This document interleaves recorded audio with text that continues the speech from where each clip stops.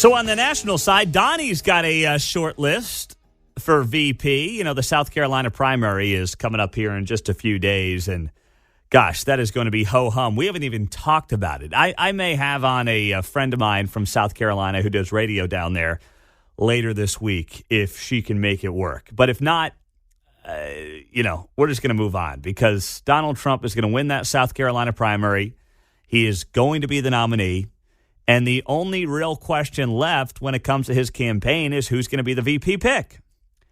So I saw this headline last night from the Daily Mail, and it was like, Donald Trump narrows his VP selection down, and it includes Ron DeSantis.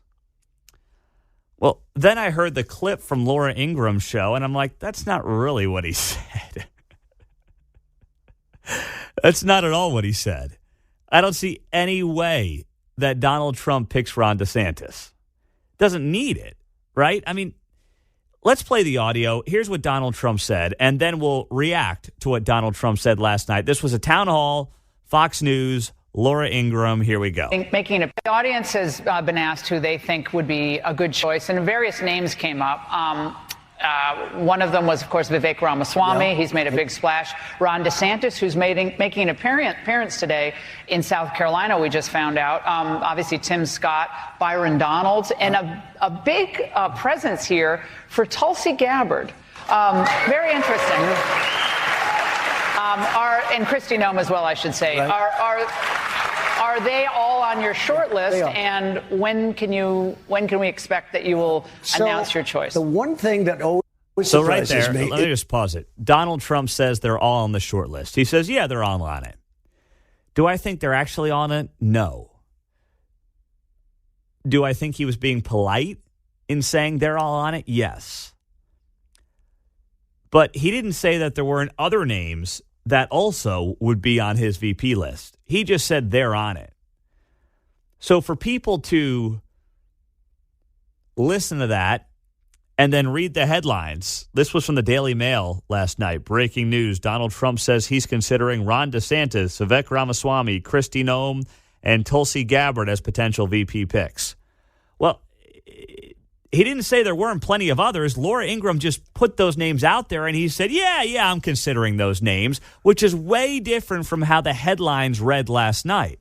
I feel like when you listen to Trump, that might have been a statement he makes to sort of slide on by what you just said because he wants to say something else.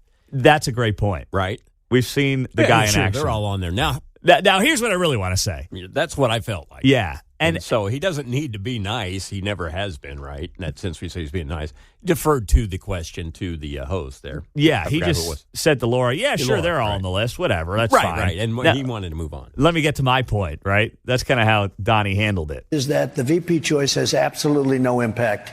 It's whoever the president is. It just seems. I remember. Which, by the way, is why it's not going to be Vivek Ramaswamy. Donald Trump is not going to select somebody who wants to be a star. Vivek is not going to get the nod. And by the way, nor should he get the nod. Even Trump, who likes when people kiss the ring, even he's like, Vivek, back off, buddy. I mean, shoo, man. I know you love yourself some Trump, but even Trump's like, you love Trump a little too much. I'm sure. When Sarah Palin was actually picked, and she did have a big up, and then they just went after her at a level that nobody's seen. The Republicans themselves went after what they did. But you'll be a one-term president because you've already served, so you can only serve for one term, although they say you'll never leave office. I assume that you'll never leave. There'll never be another election don't again. Do it. He'll never leave. He's never going. Oh, these people. So for that reason, it is important who you pick. I think it's very important. But look, first is that, as we said, it has to do with whoever is, it's a very important position for that reason. You would like to get somebody that could help you from the voter standpoint. And honestly, all of those people are good. They're all good. They're all solid. And I always say I want people with common sense because there's so many things happening in this country that don't make sense. Who wants an open border? Who wants high interest rates? Who wants all electric vehicles? And they're fine, but you want to have choice. You want to go to combustion. You want to go to any hybrid. I think the hybrid are much better from that standpoint. But we were talking about faucets. We're talking about we're talking about so much. It's all based on common sense. We want a strong military. We want choice in education. We want to have things that can really make our country great again. What we're doing with the open border is a disaster. We are destroying our country. We're going to change that fast, and we're going to get your energy prices down. Mr. President, thank you so much for this. I know there are a lot of people who obviously can't stand Donald Trump, and you're entitled to your opinion. But read the transcript of what the guy just said over the last minute and tell me what in there was insane. He literally joked about those who think he's never going to leave office if he does win again. He literally said they're nuts. He knows he's leaving in 4 years if he wins. He actually supported hybrid cars. Do you hear that part? When he goes, yeah, the EVs are great. We should have opportunity and choices, though. I actually like the hybrids more. By the way, the open border's a mess. We need common sense. If you were to just share that transcript with somebody and not tell them who said it, they'd say, yeah, that guy sounds reasonable. But then if you attach Big D's name to it, it's like, oh, my goodness, and they completely lose their minds, right? That is Donald Trump in a nutshell.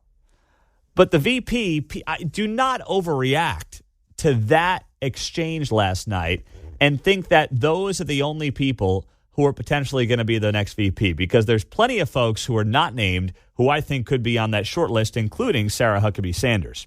913-408-7957. Stephen is in Kansas City. What's up, Stephen? Good morning. Oh, choo-choo, Trump train, man. Running stronger than ever. Huckabee Sanders allegedly says she doesn't want to be vice president. We'll see what happens there. But Pete, you're gonna learn to love Kristi Noem. We're gonna make you love her when this comes. There's really only 2 or 3 serious. I mean, it's probably down to Tim Scott, Kristi Noem, and maybe a Nancy Mace and Tulsi. Tulsi was in there last night, which kind of was shocking to me. You're not going to Tulsi or Nancy Mace are not going to convince these liberal Johnson County women to vote for Trump. You need to double down on Kristi Noem, who is smoking hot and who will be another Sarah Palin, and just accept it. Just lay back and enjoy it, Pete, and start enjoying Kristi Noem because those By the way, man, you could have seen Kristi Noem. She was right here in Kansas City. Did you know that? Did you know that your girlfriend in the flesh? Did you know she was here in Kansas City on Saturday? Yeah, I did. I'm tuning up my car, so I really couldn't drive. Would have driven over there to see her again. You couldn't take an Uber? God, you are a cheap date, aren't you? Unbelievable. Was she as hot in person? I wasn't as she there. Is on the I wasn't. television? All right, Oh. I wasn't there. Grow up, Stephen. Goodness gracious. You're like a 15-year-old kid. Well, I mean, we need to focus on solidifying the base instead of trying to encourage people to See, here's reason. the thing. Tulsi Gabbard to reason with it. This makes you're no not. sense. You're not. Here's the thing, Stephen. My goodness. Jiminy.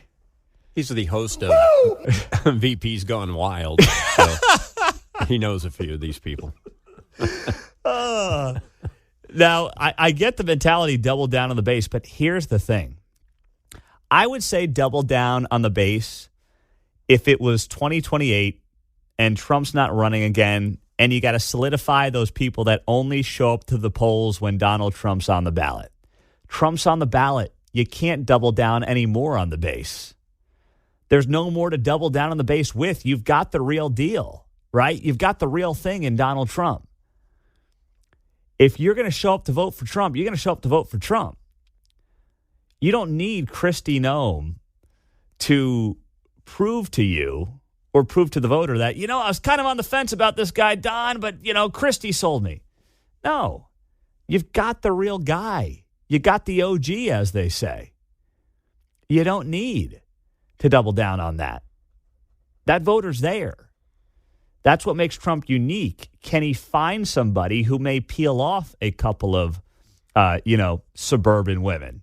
And I don't know if that person's out there, but that's where I would be looking. To your earlier point, he's not looking for someone who wants to be a star. Noam has a future, at least. I'm not suggesting she wants to be a star, but she would have further aspirations, whereas Huckabee's kind of been there, done that, settled to a level, and might be a more choice that fits the theory. I think that she is a much better fit. Mm-hmm. Sarah Huckabee Sanders is not going to try to overshadow Donald Trump. Right. She's not going to try to overshadow the boss. Vivek might try to overshadow the boss. Poor Christie, she may not be trying, but with Stevens' world, she's outshining the boss. Yeah. I got a lot of jokes in my head. I'll leave to myself right now. Now, if we get a $39.95 subscription-only service, we could run unfettered and dump this dump button. And we can turn Steven loose. Yeah, let him rip. Yeah, that's the watered-down, tamed version, right? Oh, yeah. Steve keeps it cool for the radio. Gosh, 913-408-7957 as we approach 7 o'clock on KCMO Talk Radio.